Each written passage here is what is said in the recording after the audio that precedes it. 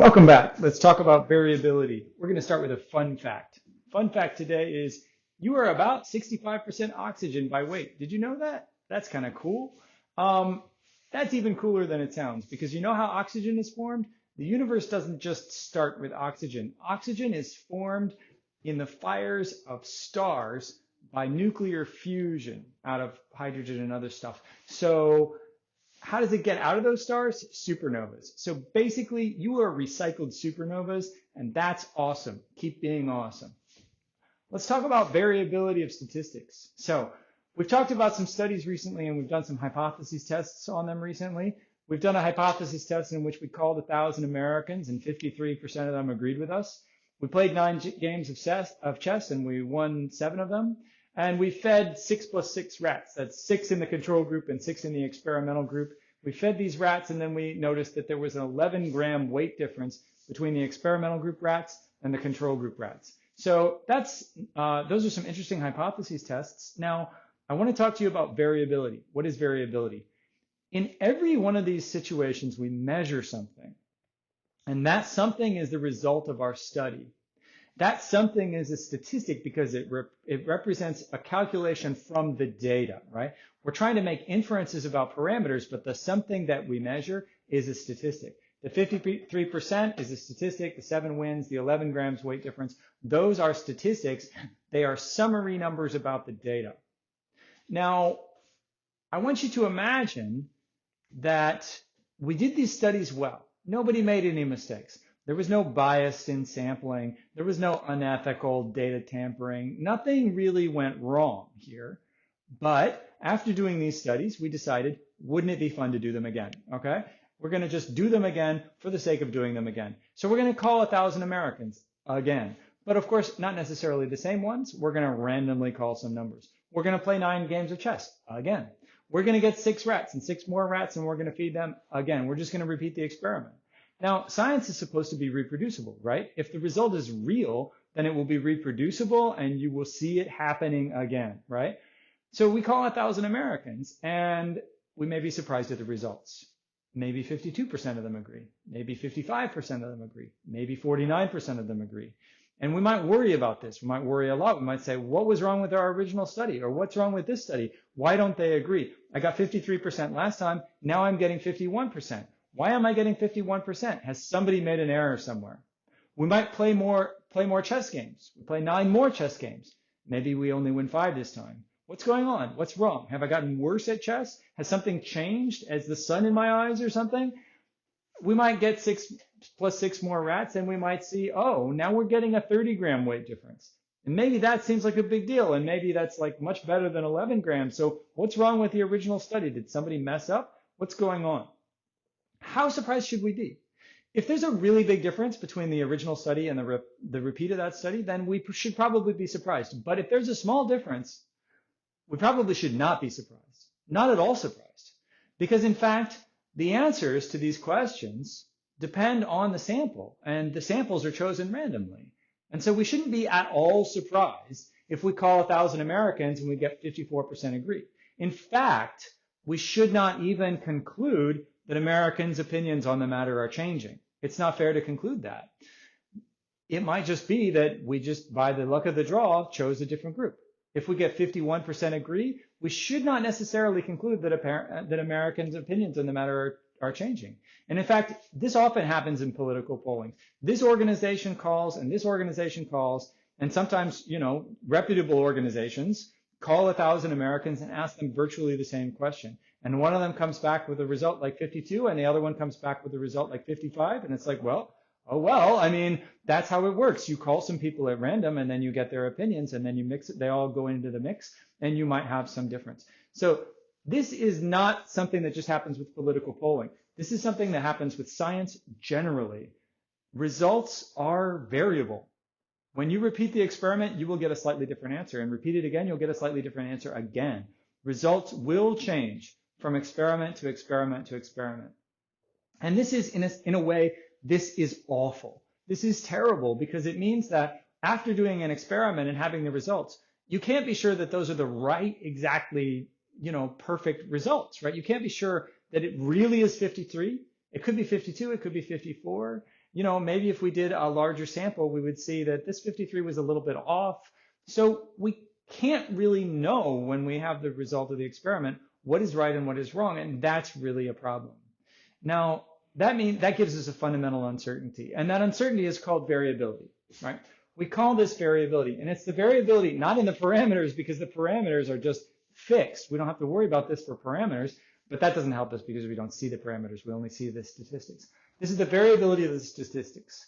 Anytime you try to measure something about a population by taking an average of a sample, the average will depend on which sample you grabbed. Even if you do it in an unbiased and ethical and perfectly good way, you grab a random sample, the average will be different in this random sample than it is in this one. Probably not significantly different, probably not a big deal, but it will be a little bit different. And that means that we have this fundamental uncertainty. Are these really the answers, or are they close to the answers? And if they're close to the answers, how close are they? So the bad news, and it really is very bad news, is that every statistical measure is uncertain. So every statistical measure is subject to some variability. And that is really, really bad.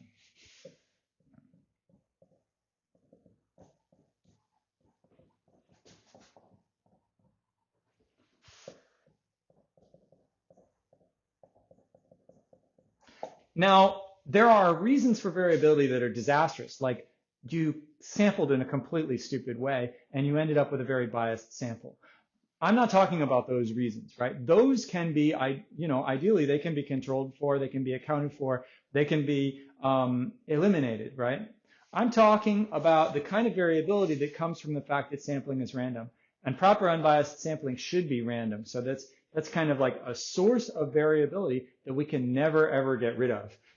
So they're subject to variability because of the randomness of sampling.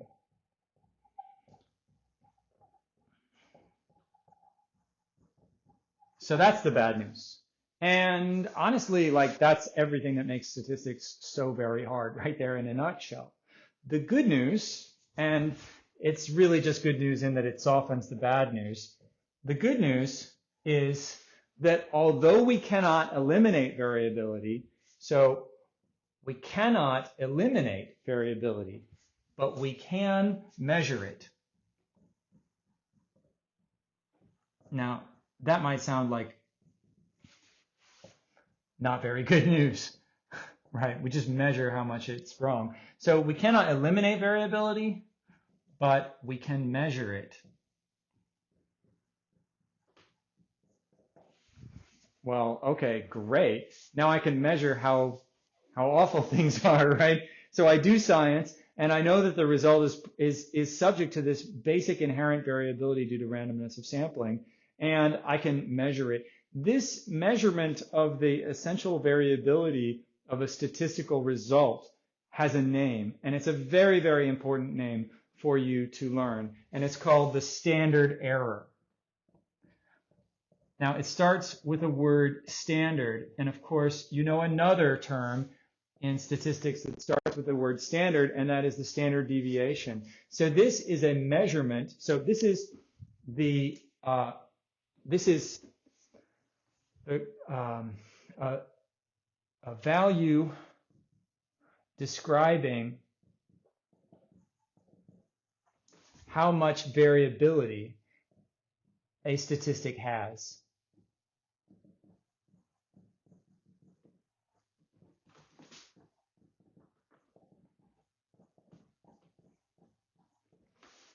And now, so this starts with the word standard, and we also have standard deviation, right? And there is a connection between them, but I don't want you to get them confused. So let's talk about the relationship between standard error and standard deviation first. So the standard deviation, is a measurement of variability too. So that measures the variability from case to case. Remember, the case is one data point. So let's just think about something that's really natural and intuitive, like human height, for example. The standard deviation is a measurement of human height, is a measurement in inches that tells you basically how much variability away from the average human height is normal or to be expected.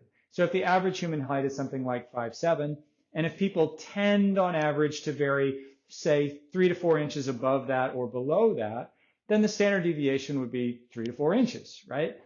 So it measures from case to case, meaning an individual's height in comparison to that average might be 3 inches higher or 3 inches lower. The standard error is a completely different object. So the standard error, that measures the variability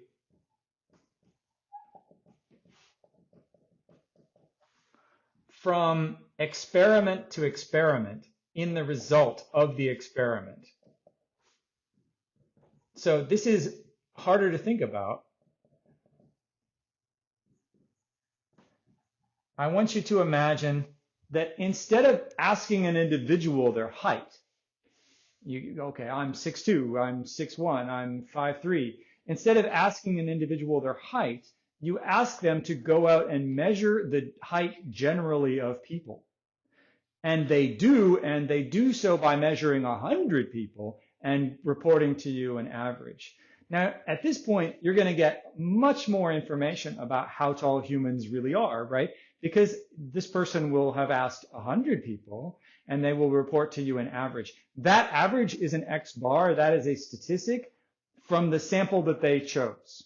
Now, if I ask one person to do that, and ask another person to do that, and ask a third person to do that, and ask another person to do that, then I will get lots of different reports about the average height of a human being.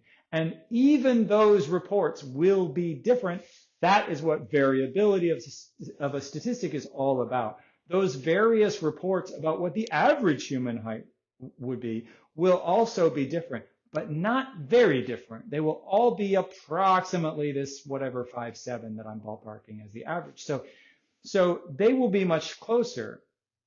And the differences between them much, much smaller than the 3 or 4 inches that an individual person would tend to vary.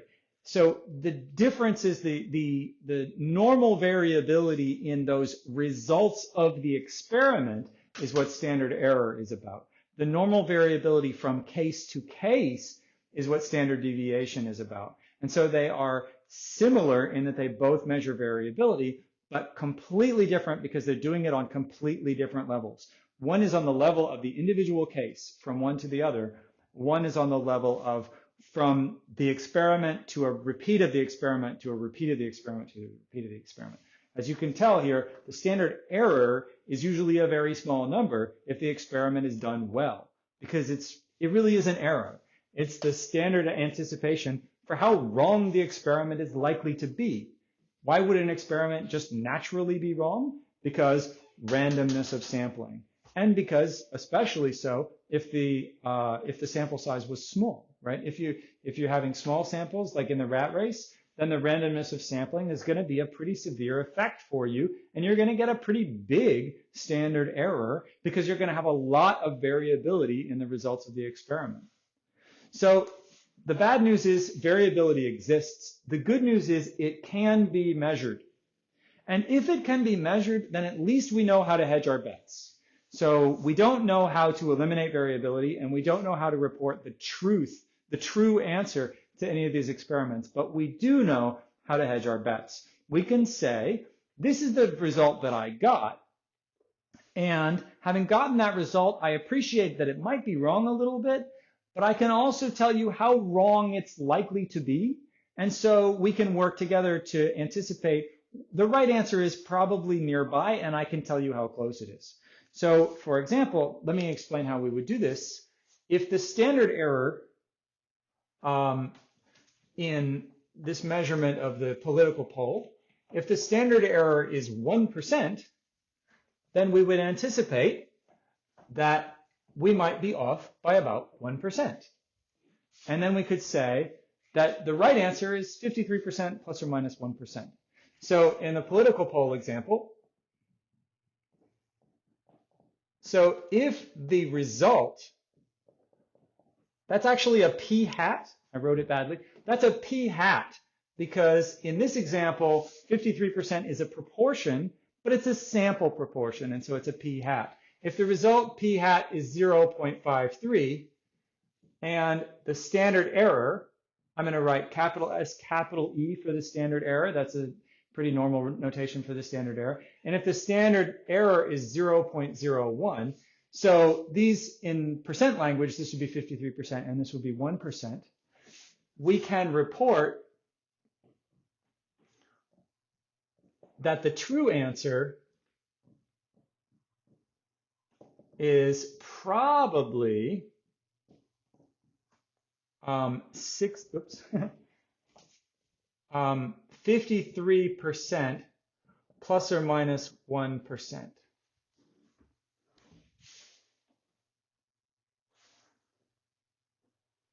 This allows us to say, I do anticipate that my answer might be a little bit off, but it's okay because I can predict how far off we're likely to be. And I can say somewhere between 52 and 54% is the right answer. This is the best kind of situation that we can be in statistically. We can't know from a statistical study that our answer is exactly right. We have to accept that variability is real and that standard error exists.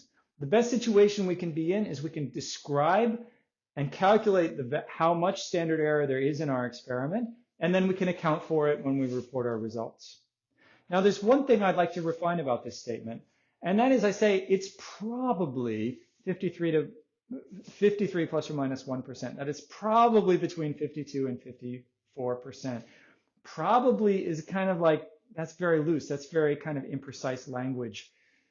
It would be nice if we could not only say that it's probably in that range, but we could sort of declare our level of confidence that it is within that range. We could say, this is how sure I am, right? And it might be nice if we could say it's probably somewhere, it's almost surely somewhere. Let me say that, almost surely in the range 53 plus or minus 2%. I'm not changing the standard error here. Still with the standard error of 1%, it's almost sure that the true answer is within 2% of our measurement, 53%. And then we might go a step farther, and then we can say, definitely, well, definitely, I'm spelling it wrong. So definitely, almost, and this is kind of like a hedge, like what does that even mean? Almost definitely. Definitely almost 53 plus or minus 3%. So in other words, if the measure of the error is anticipated to be 1%, then we can be pretty sure that the answer is somewhere between 52 and 54. We can be very sure that it's somewhere between 51 and 55, and we can be really almost positive that it's somewhere between 50 and 56. But again, these are imprecise words, and wouldn't it be lovely if we could be more precise? Well, we can't, these aren't things that we can assert with certainty, but the next best thing is we can declare our level of confidence. And this takes us back to the 68-95-99-7 rule, also called the empirical rule that we did several weeks back. 68% of a distribution tends to fall within the mean, the center of that distribution, plus or minus 1 standard deviation. And 95% of the distribution tends to fall within 2 standard deviations of the mean, and 99.7% of the distribution tends to fall within 3 standard deviations of the mean. That's for standard deviation, but we have an exactly analogous statement for standard error. 68% of the results fall within 1 standard error of the truth. 95% of the results fall within 2 standard errors of the truth. And 99.7% of the results will fall between 3 standard errors of the truth. And so using that insight, then we can declare our level of confidence here. And our level of confidence is 68% in this case, In this case, which I've labeled almost surely, 95%. And in this case, 99.7%. So this is our level of confidence that this is a correct declaration about the truth of the matter. And this is our level of confidence that this is a correct declaration, and ditto this. These provide ranges. Ranges in mathematics are also called intervals. So these statements are called confidence intervals. And they're obtained by simply adding and subtracting the standard error. Let me write that more neatly. So this is called a confidence interval.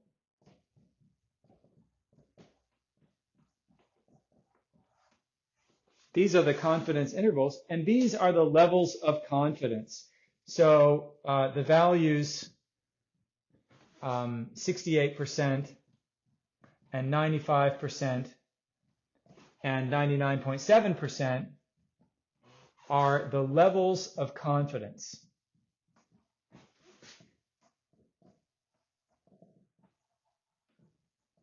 So one of the things we love to ask as statistics professors of our statistics students is construct an appropriate confidence interval.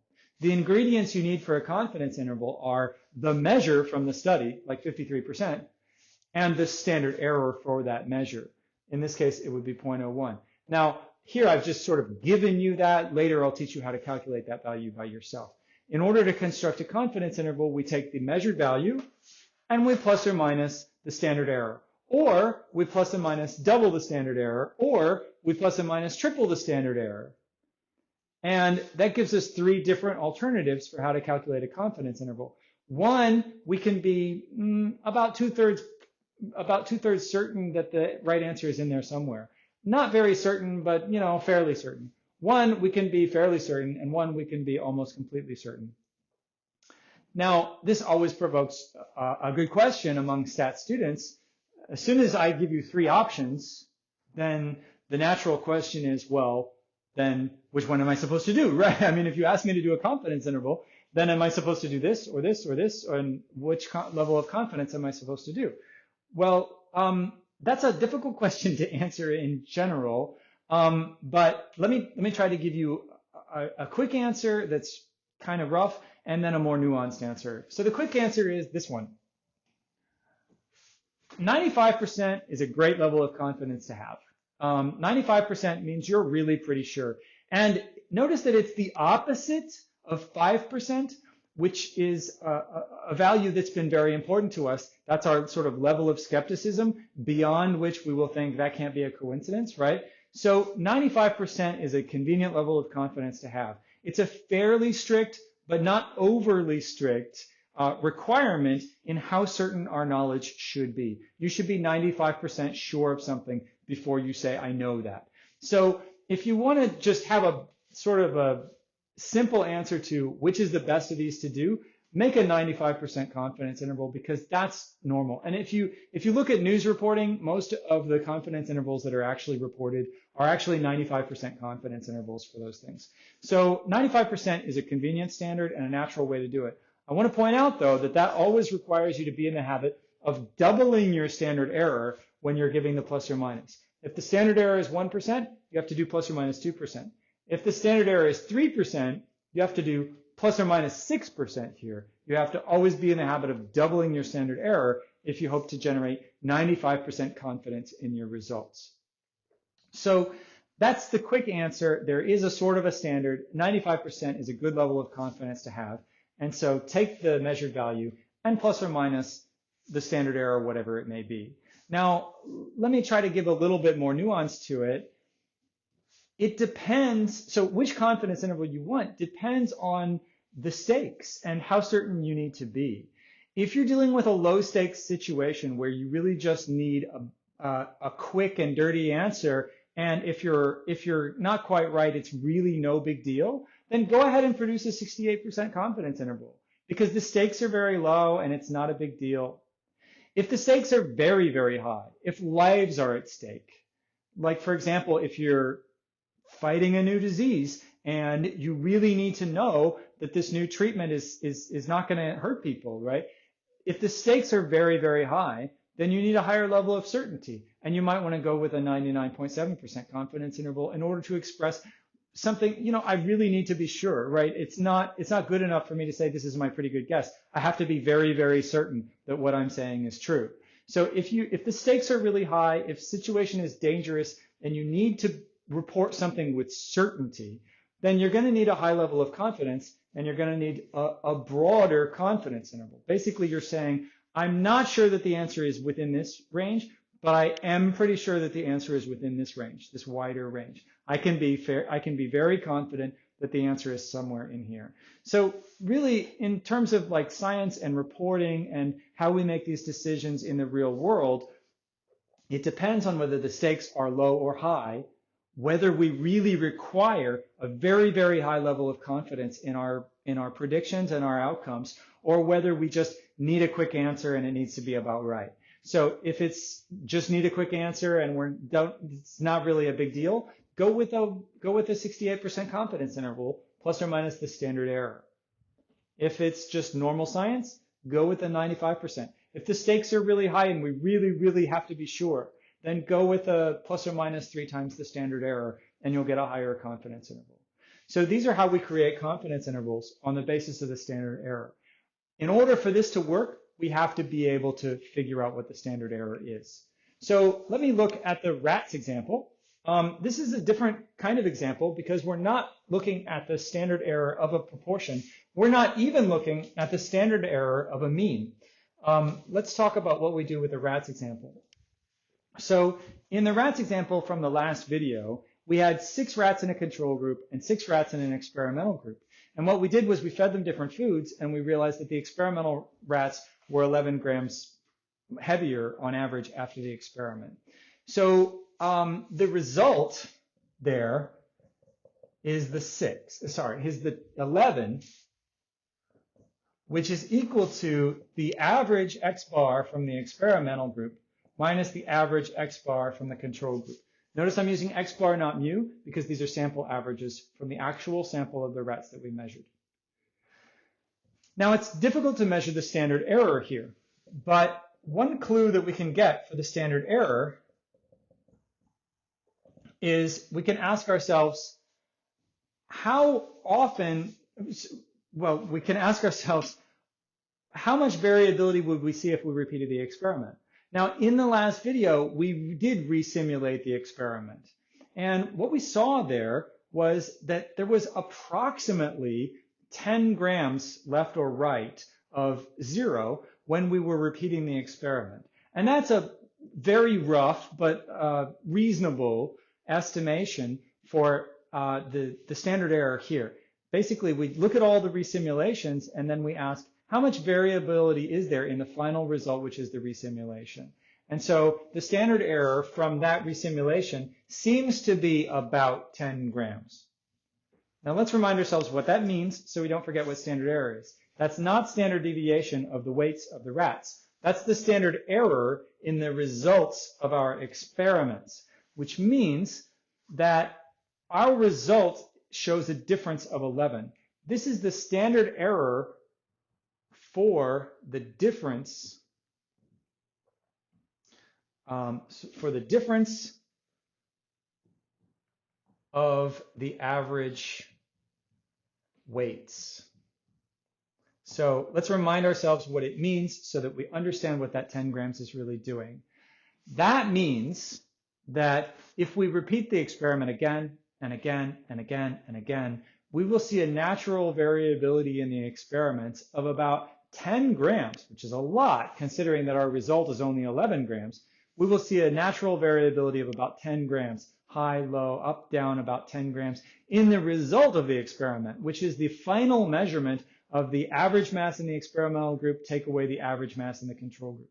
That's a lot of variability. Why do we have so much variability in the final results if we repeat this experiment again and again? Because the experiment is kind of crummy because it only has 12 rats altogether, right? It's a very small sample. And that's being reflected in the standard error here. If we repeat this experiment again and again, with more small samples, then we're going to see a lot of random variability. So this is a basic trend here. If the experiment is really small, sample size is really small, then the standard error tends to be pretty big. So what does that mean about the confidence intervals? So our 68% confidence interval is going to be 11 plus or minus 10. So it's going to be the interval from 1 to 21. And our 95% confidence interval, which I said was a good standard,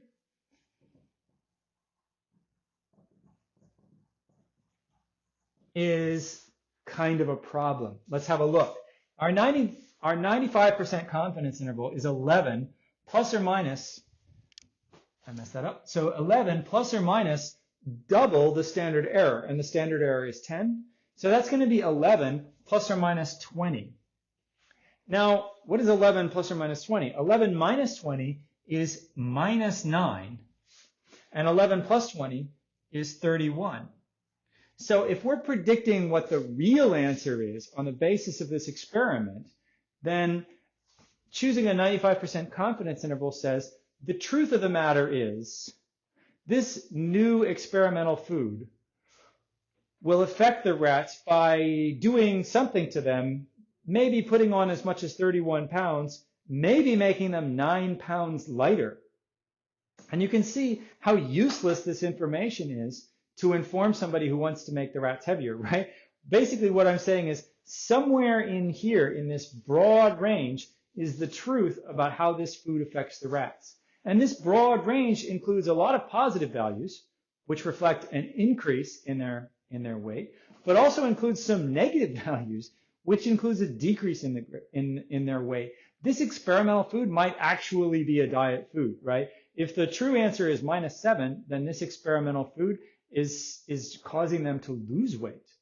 And this is another reflection of the fact that in that example, we did not end up with confidence that the food really was productive. Remember, in that example, what we did was we eventually failed to reject the null hypothesis. We said, gosh, I really don't know. And this is another reflection of the fact that, gosh, I don't know.